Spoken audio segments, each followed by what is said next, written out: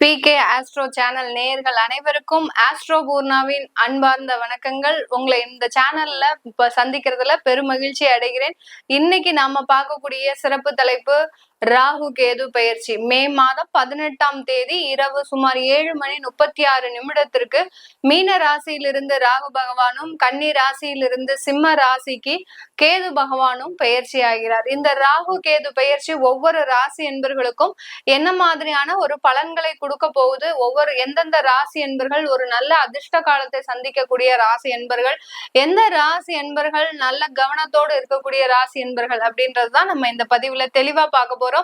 இந்த பதிவை பார்க்கக்கூடிய நீங்க அனைவருமே பாத்தீங்கன்னா உங்களுக்கு என்னென்ன பிரச்சனைகள், தீராத பிரச்சனைகள்னு எல்லாருக்குமே ஒண்ணு இருக்கும்.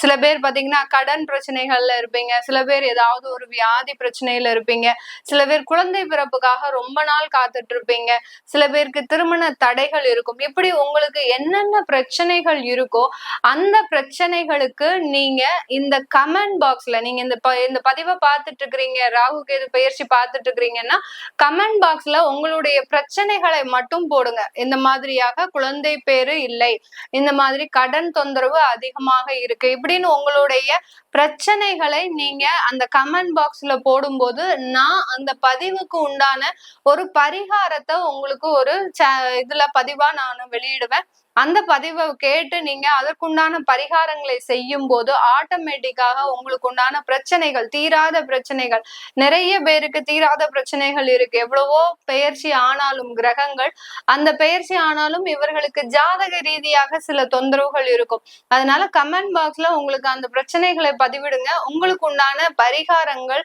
அதற்குண்டான பதில்களை நான் ஒரு பதிவா உங்களுக்கு போடுவேன். இந்த சேனல்ல நீங்க இப்பதான் முதல் முறையா பாக்குறீங்க அப்படின்னா சப்ஸ்கிரைப் பண்ணிக்கோங்க, பெல் பட்டன்ல ஆல் ஆப்ஷன் சூஸ் பண்ணிக்கோங்க, உங்களோட ஃப்ரெண்ட்ஸ் அண்ட் ரிலேட்டிவ்ஸ்க்கு ஷேர் பண்ணுங்க, ஸ்கிப் பண்ணாம கடைசி வரைக்கும் பாருங்க. உங்களுக்கு ஒரு நல்ல மாற்றத்தையும் நேரத்தையும் கொடுக்கக்கூடிய ஒரு தருணமாக தான் இந்த பதிவு இருக்கும்.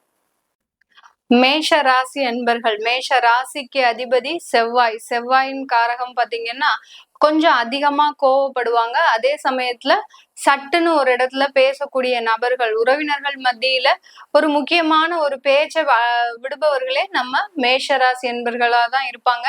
அந்த பேச்சின் மூலமாக தேவையில்லாத ஒரு கெட்ட பேரையும் வாங்கிப்பாங்க. இவங்க சொன்னது நல்லா தான் இருக்கும், ஆனா எல்லா பெரியோர்கள் மத்தியிலையும் ஒரு உறவினர்கள் மத்தியிலும் பேசும்போது அந்த பேச்சாகப்பட்டது ஒரு அவமானத்தையும் ஒரு கெட்ட பேரையும் இந்த உறவினர்கள் மத்தியில இந்த மேஷ ராசி என்பவர்களுக்கு எளிதா கொடுத்துட்டு போயிடும். அந்த அளவுக்கு மேஷ ராசி இவன் வந்தாலே இந்த வீட்டுல பிரச்சனை தான் அப்படின்ற அளவுக்கு அந்த மேஷராசி என்பர்களின் குணநலன்கள் இருக்கும். பட் இவர்களுடைய எண்ணம் பாத்தீங்கன்னா எல்லாரும் நல்லா இருக்கணும்.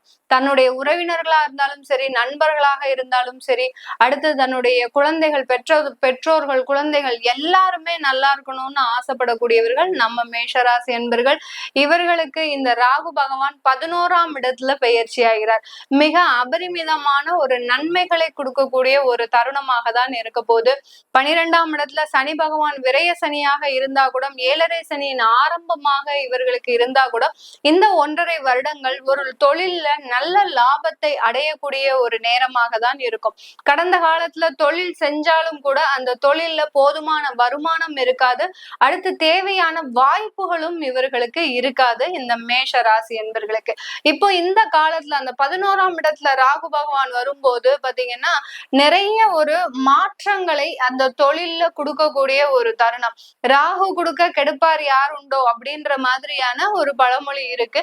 ராகு பாத்தீங்கன்னா ஆடம்பரமான ஒரு வாழ்க்கையை மிக எளிதாக கொடுத்துருவார். இப்ப இந்த மேஷராசி என்பவர்களுக்கு ராகு திசையே நடக்குது அப்படின்ற பட்சத்துல பாத்தீங்கன்னா மிக அதிகமான ஒரு லாபத்தை சம்பாதிக்கக்கூடிய ஒரு நேரம். பொன் பொருள்லாம் அதிகமா சேரும், வீடு வாசல் அதாவது சொத்து சுகங்கள் அதிகமாக சேர்க்கறதுக்கு உண்டான ஒரு நேரம்.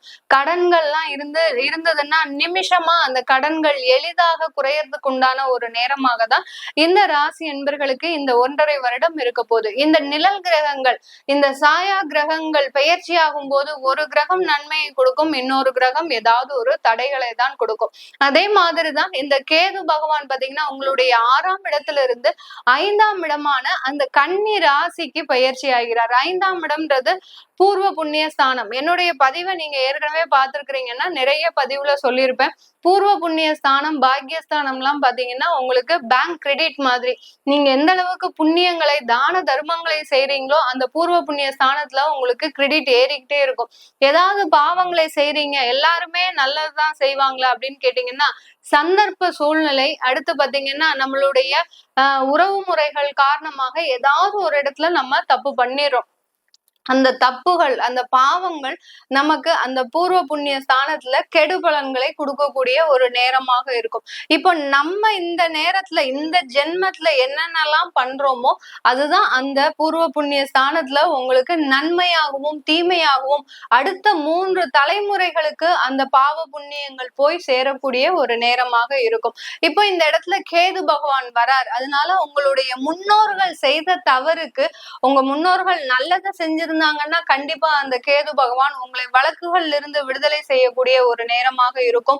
அடுத்து பாத்தீங்கன்னா குழந்தை பிறப்பு ஏதாவது தடையா இருந்ததுன்னா அந்த குழந்தை பிறப்புல நல்ல ஒரு ட்ரீட்மெண்ட் மூலமாக, மருத்துவ ஆலோசனைகள் மூலமாக அந்த தடைகளை நீக்கக்கூடிய ஒரு நேரமாக இருக்கும்.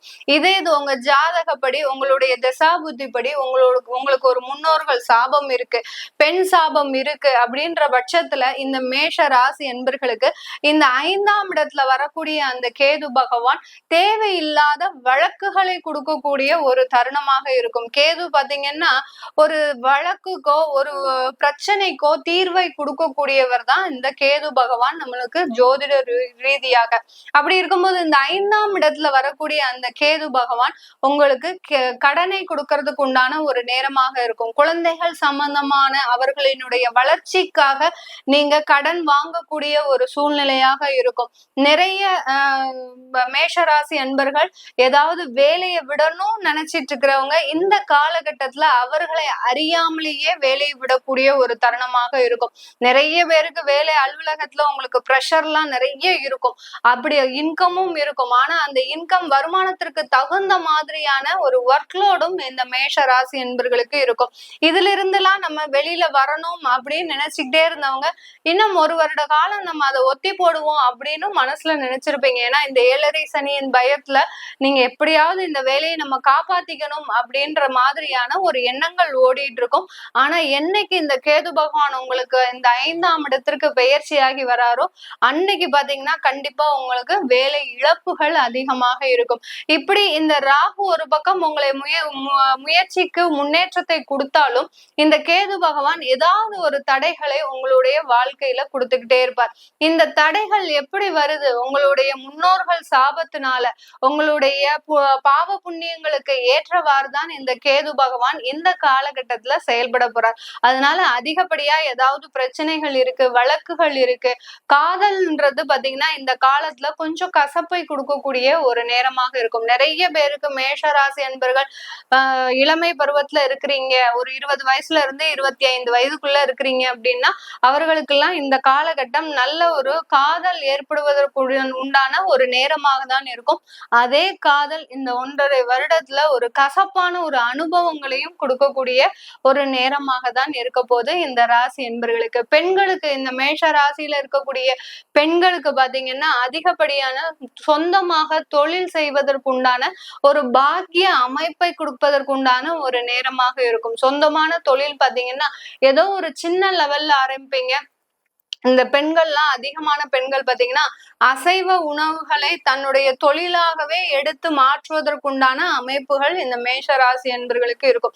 ஏன்னா மேஷராசி பெண்கள் ரொம்ப தன்னம்பிக்கை உடையவர்கள், நல்ல சுயமரியாதையை காப்பாற்றணும் அப்படின்ற மாதிரியான ஒரு வெறித்தனத்தோடு இருப்பவர்கள் மேஷராசி பெண்கள். அந்த சுயமரியாதையும் தன்மானமும் கடந்த காலத்துல பாதிக்கப்பட்டதுனால இப்போ எப்படியாவது நம்ம ஒரு முயற்சி செய்து ஒரு தொழிலை ஆரம்பிக்கணும், அதற்கு நம்ம என்னென்ன நமக்கு தெரியுதோ, திறமைகள் எது இருக்கோ அது எல்லாத்தையுமே நம்ம யூஸ் பண்ணணும் அப்படின்னு நினைக்கக்கூடியவர்கள் நம்ம மேஷராசி பெண்கள். நீங்க நினைத்ததை நல்ல ஒரு மாற்றத்தோடு, நல்ல ஒரு தன்னம்பிக்கையோடு செய்து முடிப்பவர்களாக தான் நீங்க இந்த ராசி பெண்கள் இருக்க போறீங்க. இந்த ராகு கேது பெயர்ச்சி வெளிநாட்டுல இருக்கக்கூடியவர்களுக்கு அதிகப்படியான ஒரு மாற்றத்தை தரப்போகுது. வெளிநாட்டுல சொந்த வீடு பாக்கியம், அடுத்து பாத்தீங்கன்னா வெளிநாட்டுல சொந்தமாக தொழில் அமைப்பதற்குண்டான பாக்கியம். சில வெளிநாட்டுல இருக்கக்கூடிய நபர்கள் பாத்தீங்கன்னா ஒரு நாட்டிலிருந்து இன்னொரு நாட்டிற்கு கூட இடம்பெயர்ந்து போகிறதுக்கு உண்டான ஒரு மாற்றங்கள் உருவாகக்கூடிய காலம். இந்த இடத்துல வேலை சரியில்லை, நான் எப்பவோ அப்ளை பண்ணேன்னா அந்த வேலை இப்போ எனக்கு அதுல இருந்து ஆப்பர்ச்சுனிட்டி வந்திருக்கு, நான் போகலாமா அப்படின்னு கேட்டீங்கன்னா கண்டிப்பா இது வேற இடத்திற்கு மாற்றம் செல்லக்கூடிய ஒரு நேரமாக தான் இந்த மேஷ ராசியில இருக்கக்கூடிய வெளிநாட்டுல இருக்கக்கூடிய நபர்களுக்கு இருக்க போது. வெளிநாட்டு வாழ் மக்கள் நல்ல ஒரு மாற்றத்தை அடையக்கூடிய ஒரு நேரமாக தான் இந்த காலகட்டம் இருக்கும். இந்த ராசி என்பர்களுக்கு திருமணம், மறுமணம், காதல் இந்த மாதிரியான விஷயங்கள் நல்ல ஒரு மாற்றத்தை கொடுக்கக்கூடிய ஒரு நேரமாக தான் இருக்கும். காதல் திருமணத்துல ஒரு சின்ன கசப்பான அனுபவங்கள் இருந்தாலும் ஏற்கனவே நாங்க பிக்ஸ் பண்ணிட்டோம், இந்த நேரத்துல நாங்க திருமணம் பண்றதுக்கு அப்படின்ற மாதிரியாக இருக்கிறவங்களும், புதிதாக அரேஞ்ச் மேரேஜ் பண்றவங்களும், அடுத்து மறுமணம் செய்யக்கூடியவர்களும் இந்த காலகட்டம் ஒரு நல்ல ஒரு முன்னேற்றத்தை, வாழ்க்கையில ஒரு நல்ல தரத்தை அடைவதற்குண்டான ஒரு நேரமாக தான் இந்த ராசி என்பர்களுக்கு இந்த ராகு கேது பெயர்ச்சி இருக்க போது. இப்ப நம்ம சொல்லக்கூடிய பலன்கள் எல்லாமே கோச்சார நிலவரப்படிதான் பலன்கள். திருக்கணிதப்படி அந்த ராகு கேது பெயர்ச்சி மாறும் போது என்ன மாதிரியான பலன்கள்ன்றத சொல்லியிருக்கிறோம். உங்களுடைய சுய ஜாதக தசாபுத்தி பலன்களை தெரிஞ்சுக்கணும் விருப்பப்படுறவங்க, இந்த ராகு கேது பெயர்ச்சியினால எனக்கு என்னென்ன மாற்றங்கள்லாம் வரப்போகுது அப்படின்னு தெரிஞ்சுக்கணும் விருப்பப்படுறவங்களும், உங்களுடைய குழந்தைகளுக்கு ஜாதகம் எழுதணும், அப்படி குழந்தைகளுக்கு நியூமராலஜி படி பேர் வைக்கணும் அப்படின்னு நினைக்கிறவங்களும் கீழே இருக்கிற நம்பருக்கு வாட்ஸ்அப்ல அப்பாயின்மெண்ட் வாங்கிக்கிட்டு நீங்க என்கிட்ட கன்சல்ட் பண்ணிக்கலாம். நான் டைரக்ட் அப்பாயின்மெண்ட் கொடுக்கறது இல்ல, நிறைய பேர் போன் பண்ணி எனக்கு டைரக்ட் அப்பாயின்மெண்ட் வேணும், டைரக்டா உங்ககிட்ட கன்சல்ட் பண்ணணும் அப்படின்ற மாதிரி கேக்குறீங்க. உங்களுக்கு டைரக்ட் அப்பாயின்மெண்ட் கிடையாது, வெறும் போன்ல ஆன்லைன் கன்சல்டேஷன் தான் பண்றேன்.